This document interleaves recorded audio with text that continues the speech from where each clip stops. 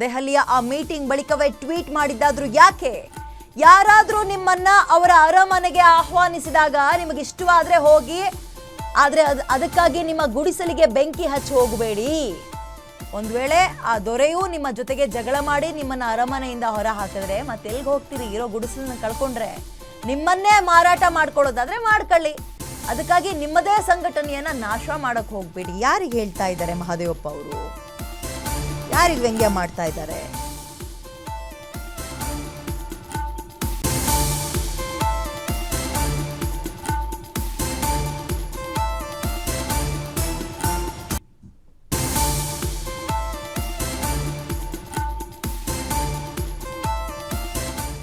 Okay, ಆಪ್ತ ಬಳಗದ ವಿರೋಧಿಗಳಿಗೆ counter ಕೊಟ್ರ ಸಚಿವರು ಒಂದು ಟ್ವೀಟ್ ಮಾಡೋದ್ರ ಮುಖಾಂತರ ಅನ್ನೋ ಪ್ರಶ್ನೆ ಇದೆ.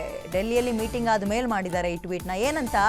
ಯಾರಾದರೂ ನಿಮ್ಮನ್ನ ಅವರ ಅರಮನೆಗೆ ಆಹ್ವಾನಿಸಿದ್ರೆ ನಿಮಗದು ಇಷ್ಟ ಅನ್ಸಿದ್ರೆ ಹೋಗಿ ನೀವು, ಆದರೆ ಅಲ್ಲಿಗೆ ಹೋಗ್ತೀನಿ ಅನ್ನೋ ಜೋಶಲ್ಲಿ ನೀವಿರುವಂತಹ ಗುಡಿಸಲಿಗೆ ಬೆಂಕಿ ಹಚ್ಚೋಕೆ ಹೋಗ್ಬೇಡಿ. ಒಂದು ವೇಳೆ ಆ ದೊರೆ ನಿಮ್ಮ ಕೆಲಸ ಮುಗಿದ ನಂತರ ನಿಮ್ಮನ್ನ ಹೊರಗೆ ಹಾಕಿದ್ರೆ ಮನೆಯಿಂದ ಎಲ್ಲಿಗೆ ಹೋಗ್ತೀರಿ? ಆ ಗುಡಿಸಲೇ ಗತಿ ಅಲ್ವಾ, ಬೆಂಕಿ ಹಚ್ಚೋಕೆ ಹೋಗ್ಬೇಡಿ.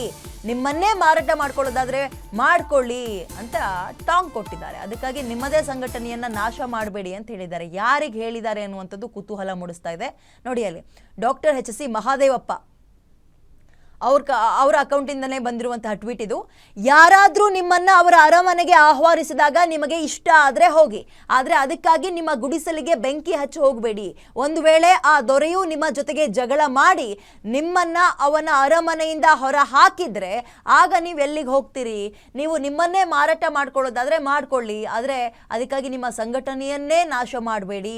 ಬಾಬಾ ಸಾಹೇಬ್ ಡಾಕ್ಟರ್ ಅಂಬೇಡ್ಕರ್ ಹೇಳಿರುವಂತಹ ಮಾತನ್ನ ಇಲ್ಲಿ ನೆನಪಿಸ್ಕೊಂಡಿದ್ದಾರೆ. ತಮ್ಮ ವಿರೋಧಿಗಳಿಗೆ ಕೊಟ್ಟಂತಹ ಟಾಂಟ್ ಅನ್ನುವಂಥದ್ದು ಬಹಳ ಸ್ಪಷ್ಟವಾಗಿ ಕಾಣಿಸ್ತಾ ಇದೆ. ಯಾರಿಗೆ ಅರ್ಕೆ ಆಗಬೇಕೋ ಅವರಿಗಾಗಿರುತ್ತೆ. ಬಟ್ ಈ ಸಂದರ್ಭದಲ್ಲಿ ಹಾಕಿರುವ ಕರೆಂಟ್ ಸಿಚುವೇಶನ್ ಏನಾಗ್ತದೆ ರಾಜ್ಯ ರಾಜಕೀಯದಲ್ಲಿ, ಅದರಲ್ಲೂ ಕಾಂಗ್ರೆಸ್ ಪಾಳ್ಯದಲ್ಲಿ, ಇದೆಲ್ಲವನ್ನ ಗಮನಿಸಿದಾಗ ಯಾರಿಗೆ ಮುಟ್ಟಿಸ್ಬೇಕಿತ್ತು ಅವರಿಗೆ ಈ ರೀತಿಯಾಗಿ ಒಂದು ಹೇಳಿಕೆಯನ್ನು ಕೊಡೋದ್ರ ಮುಖಾಂತರ ಅವರ ಮನದ ಮಾತನ್ನ ಮುಟ್ಟಿಸ್ದಂಗೆ ಕಾಣಿಸ್ತಾ ಇದೆ ಮಹಾದೇವಪ್ಪ.